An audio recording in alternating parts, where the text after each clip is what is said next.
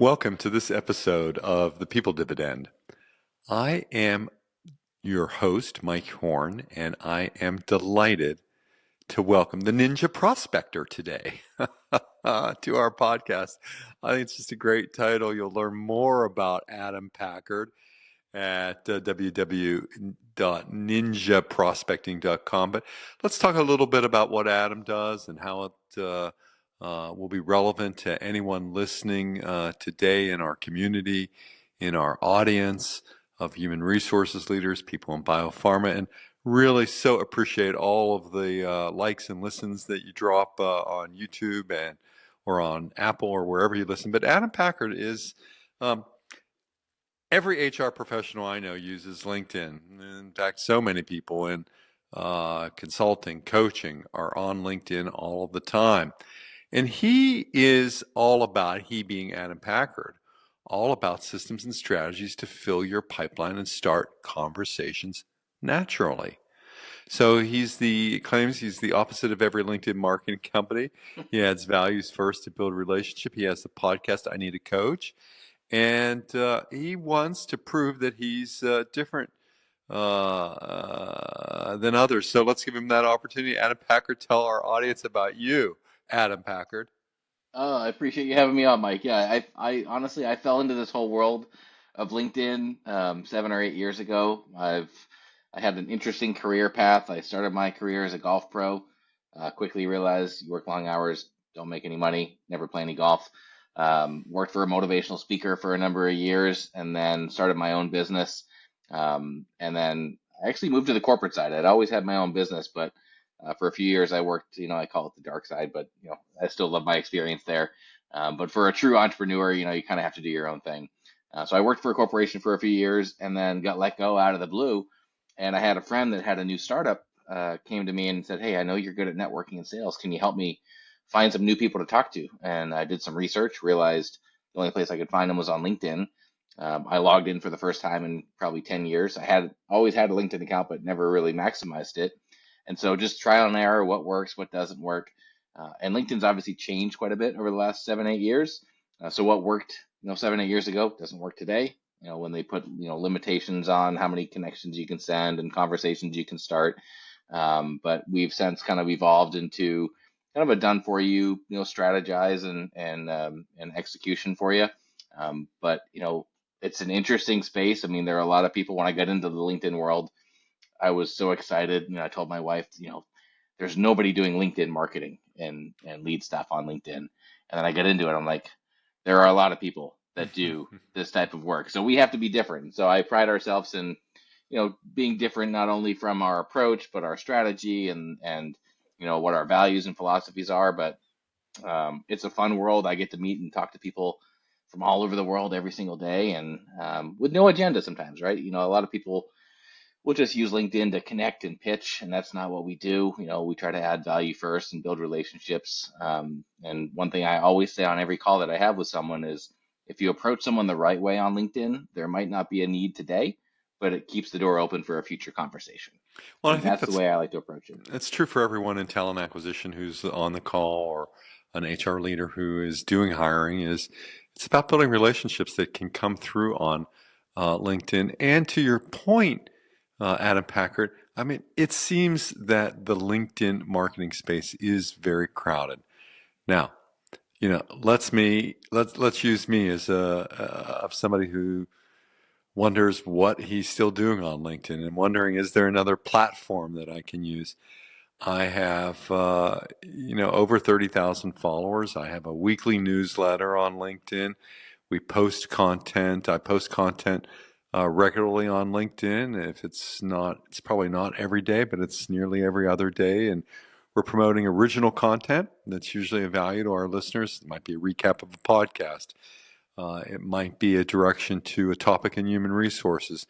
We vary all of our approaches from video to words. And it seems that all the LinkedIn stuff that pops up in my messenger box, it's just people I'm not wondering why I would ever be in contact with them. Right. There are times where I just go through all the activity of, sorry, I'm not interested. Good luck with your business. I hope you do well. And it just seems endless. And with Yeah. all the automation that's on LinkedIn, whether people are using any of the software that's out there to write comments, to generate lead, there's so much software out there. Hmm. What's a person like me to do now? Am I stuck with LinkedIn? Is it like the Sears? Is it, is it, Well, what am I doing? yeah, yeah. I think everybody has different goals, right? Like I talked to a speaker last week, and he has a big following. He's not desperate for clients, and so I said, there's still strategies that you can use to drive brand awareness, to develop some social proof, to you don't have any agenda when you're reaching out, but you could still, like you said, you have 30,000 followers. One thing I love about LinkedIn is 30,000 connections. There's a ton of connections, whereas Facebook you can have 5,000. So everybody has different goals and different agendas. I have some clients that need to get clients today. And I have some clients that aren't desperate for generating business, but they want to leverage it to grow their brand and get more eyeballs on who they are and what they do. So, we look at it and say, okay, what are you hoping to achieve from leveraging the platform the right way? And then kind of put a plan in place, kind of, do the steps backwards to kind of figure out what that's going to look like for you, whether it's content, whether it's outreach. But, after looking at, thousands of profiles, there's a lot of people that just, they have a LinkedIn, but they don't really do anything with it. Mhm. So there's a lot of opportunity, but I think, the general answer is it depends on what you're hoping to achieve. If you're trying to get clients, then there's an approach to do that, but it's still going to focus on value and building relationships. Well, I think it's so important. I invite everyone to visit my LinkedIn profile, Mike at Mike Horne, and take it from there. See what you think. A couple things that I think are so important for human resources is to think about what you just said in terms of, are you developing a longer term relationship with a prospect or somebody in your talent pool in a specific need area, or are you just doing it because you got some jobs that you need to fill immediately? Hmm. And depending on the kind of search you're engaged in, whether you're, hiring for a special event, you need 10,000 people, or you're hiring one of 12 scientists in the United States who has a particular expertise. Um, I think you have to think about all of these. Now, one thing that, people always ask me, well, how did you get 30,000 connections on LinkedIn? I always say I'm old. That's the way it happened. It just happened Right. over Yeah. time. And now I wish I didn't have 30,000. It's not that I don't wish I didn't have 30,000, but it doesn't seem that I can accept new connections anymore. I'm in some follower space. Yeah. Yeah, I mean that's a good problem to have. I mean, when I started, on LinkedIn, I think I had 7 or 800 connections, and now I'm at 27, 28,000. And I'll be honest, in the beginning, I connected with anybody and everybody, Hmm. for a couple reasons. I wanted to be able to expand the pool of people I could reach out to. So the more first degree connections I have, the more people we have in common. And so when someone's looking to accept your connection request, you want to have, we have 20, 30, 40, 50 mutual friends. I don't, do I know all my connections? God, no. But I probably had that many conversations over the last 8 years. But you never know, like, I always say this, you never know where one conversation or one connection could lead. I'll have a conversation with someone, great conversation, not a fit. We don't need to, I can't help him, but can I connect him to somebody else in my network? Is there something I can help him with that's not what I do? So I think if you look at making new connections that way, and not everybody does this, like you said, there's a lot of people that show up in your inbox with one agenda and one agenda only, and that's to sell you services. Um, but there are people that reach out the right way where, if you do strike up a conversation, like you said, you never know, when the timing might be right. You never know where the conversation could lead. And that's how I look at LinkedIn is, even if someone messages me back and says, I'm not looking for any help in the marketing arena, I'll say, hey, no problem, Mike. If you're up for it, let's just hop on a 15-minute chat, get to know each other. I might have a resource or someone in my network that could help you with something else.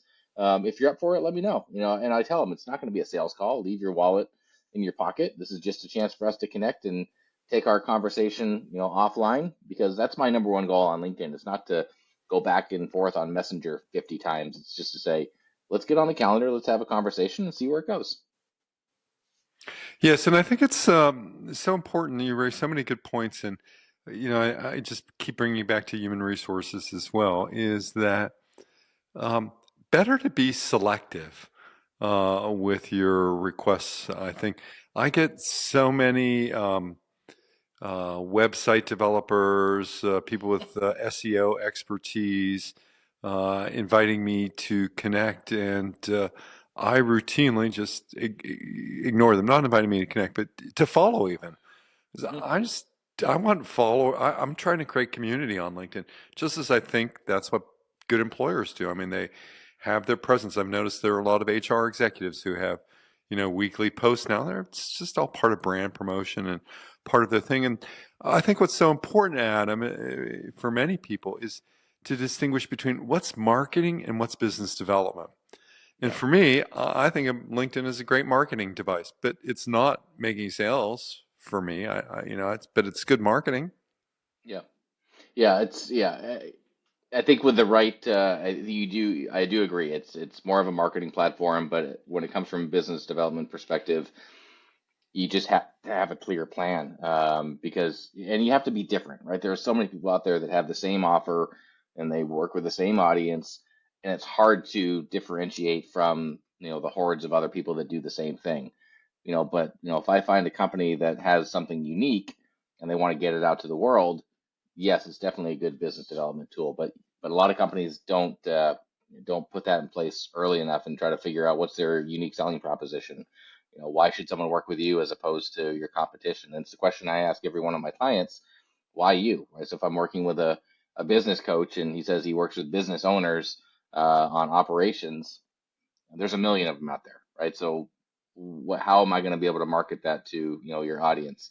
So I think getting really clear on who your audience is, and then developing a compelling reason to reach out and why they should follow you. It's so important. And just as if you were in a targeted job search, is to think about all of the kind of considerations. Now, it seems about a year and a half ago, or maybe longer, I don't know, my marketing team told me I needed to be on TikTok because that's where all the traffic was going, even in terms of a lot of HR activity.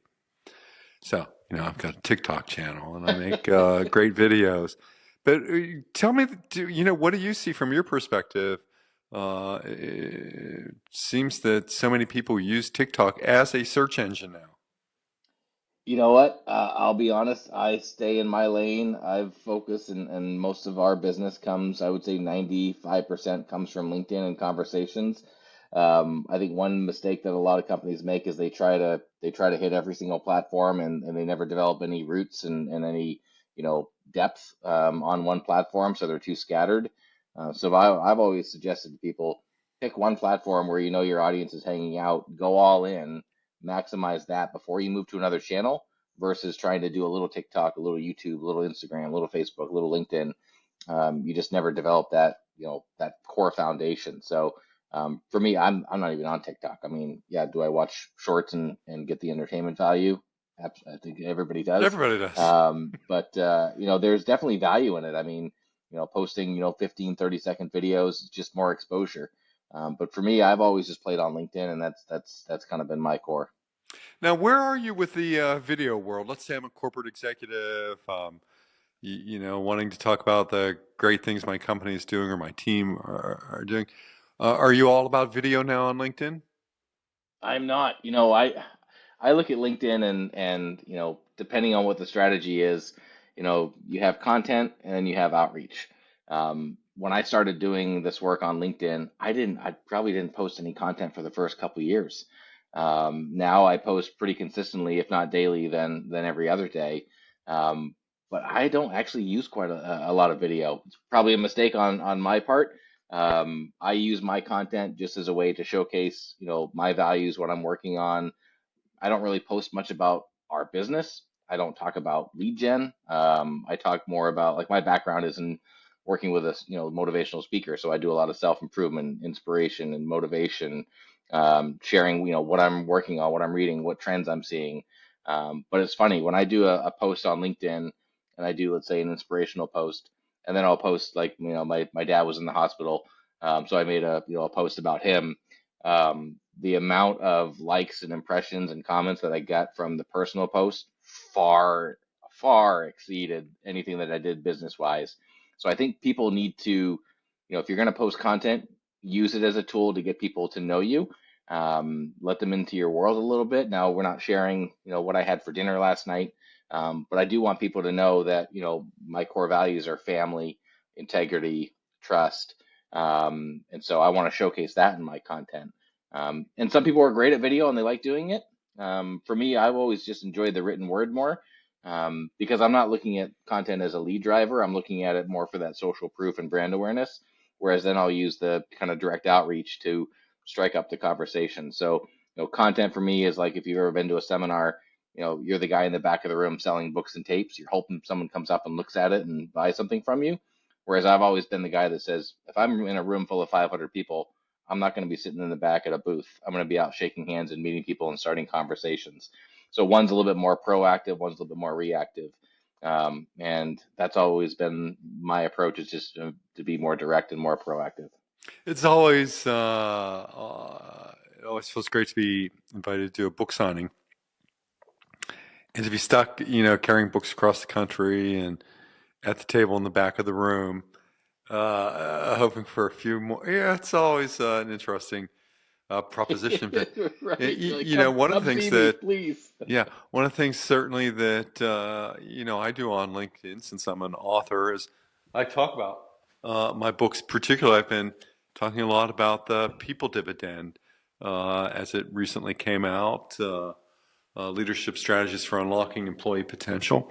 It's a great way of getting a message out about what I think is important in the new world of work. I mean, with the advancing AI, the encroaching gig economy, the erosion of management in organizations, it's all about this time to connect to dignity and kindness and respect as ways that will create engagement in the modern era of work.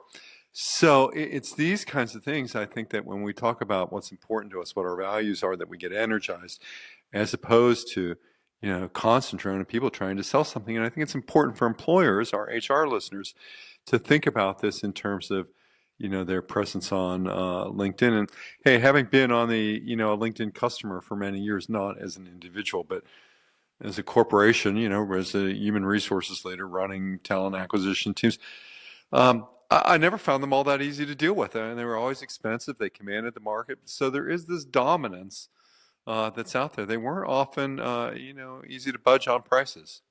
Yeah. And you talk about your book. You know, I had one client that I worked with for a while, and she got so busy that she had to pause our work that we were doing for her. But she would leverage her book, and she was reaching out to corporations and trying to strike up conversations. But she led with value. She said, "Hey, I'd love to have an opportunity to connect at some point in the future. In the meantime, I'd love to send you a copy of my book." Yeah, And she would get lots of people to say, "Hey, I would love it. Thank you." And again, it's that reciprocity. It's that adding value first, and now she has her foot in the door. So if you have a book, if you have a something like that to get in front of people where you can add value first, that's another strategy that you could leverage on LinkedIn. yeah. And for anyone who's listening today, just go out to Amazon and pick up the People Dividend, or drop me a line on LinkedIn messaging. I might see it. There Um, goes your inbox. I might see it. Drop me a message on the LinkedIn communication device, and let's talk about the concepts of kindness, dignity, and respect at work, and the people dividend, because it's not a tax. It's about this dividend that we create with people when we Yeah. engage in authentic behavior. Just as Adam Packard, you're encouraging people and your clients to do. So typically, who's your client? Let our audience I know would who say, comes to you and how do they come to you and yeah, where do and they I get in apologize. touch with you? And a lot of our HR listeners probably get messages from some of my clients because I have a handful that reach out to HR professionals, but we try to do it in a respectful way, because we know HR gets hit up left and right, just like coaches and consultants do on LinkedIn. So I would say most of our clients are in the coaching, consulting, speakers, authors. We work with a number of SaaS and startup companies as well. But one thing, if I'm an HR professional, and whether let's say I'm looking for a role, or I'm trying to build a pool of potential candidates. I see a lot of messages from HR professionals on LinkedIn where they'll just slide into my inbox, and it just feels like I'm looking at an Indeed post, or a jobs.com, where I'm just hearing, here's what we're looking for, here's the qualifications, here's the link to learn more. I would mix it up. If I'm reaching out to someone that I would like to potentially have as a candidate, on my team, I would just ask them a question. I'm not gonna. I'm anti-link sending in messages. Like, I don't want to send somebody a link until you say yes, I'd love to see it, or tell me more. So if you're searching for a candidate, you could use LinkedIn, slightly differently, where it's, asking Mike, hey Mike, not sure if you're in the market or not, but we have some, positions coming available. If you're curious, let me know, and if not, let's keep the door open for a future conversation. Create that engagement, create that conversation first before you just spam your message to as many people as you can. So that spray and pray used to work, when you could send 150 connections a day. But now with the limitations in place on LinkedIn, in all the bots and software, one reason why we do everything manually, we don't use bots, we don't use software, we do everything by hand. But taking that permission-based approach, create that engagement and conversation, that's how you build the pipeline. So when I wake up in the morning, yeah, I've got opportunities on my calendar, but I also have a pipeline of people that I'm in conversation with, and that's how I, never have to worry about where business is going to come from. Oh, that's great, Adam. And how do people get in touch with you? We'll have it all in our show notes. But what are the ways, is it, besides viewing you on LinkedIn, Adam Packard? Yeah, find me on LinkedIn. Obviously, I accept most connections. And then our website is just ninjaprospecting.com, so you can learn a little bit more about the work that we do. And if anybody's ever up for just a value-added conversation where they're not going to be sold, I always enjoy meeting people and seeing if I can add value or make a connection to someone in my network. Well, that's so great. And once again, I want to thank Adam Packard of Ninja Prospecting, ninjaprospecting.com. You find him on LinkedIn, Adam Packard.